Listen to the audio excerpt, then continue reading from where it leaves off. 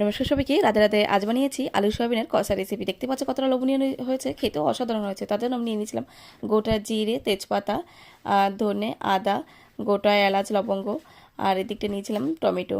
তারপরে সেটা ভালো করে আগে পেস্ট করে নিয়েছি। আর এদিকে আমি আলু সয়াবিনটা আগে ভালো মতন ভেজে নিয়েছি। তো সেই কড়াইতেই আমি সরষের তেল দিয়ে তাতে দিয়ে দিয়েছিলাম গোটা জিরে, তেজপাতা, হিং, আর একে একে মশলাগুলো দেওয়ার পরে তারপর পরিমাণ মতন আমি দিয়ে দিয়েছিলাম নুন, হলুদ, লঙ্কার গুঁড়ো, চিনি, দিয়েছিলাম হেলদি টেস্টির মশলাটা, আর দিয়েছিলাম একটু টমেটো কেচাপ। তো তারপরে সেটা ভালো মতন আগে 10 মিনিট ভালো মতন আগে কষিয়ে নিয়েছি। তারপরে আলু সয়াবিনটা দেওয়ার পরে সেটাও আমি মিনিমাম 10 মিনিটের মতন হালকা আছে ভালো মতন কষিয়ে নিয়েছি। কষিয়ে নেওয়ার পরে পরিমাণ মতন জল দিয়ে ওটা ঢেকে রেখেছি মিনিমাম 15 মিনিটের মতন। তারপর ভালো মতন এটা যখন ফুটে এসে দেখতেই পাচ্ছ, তারপরে আমি একে একে দিয়ে দিয়েছিলাম সাই স্যান্ডউইচ গরম মশলা আর ঘি আর ধনেপাতা দিয়ে নামিয়ে নিয়েছি।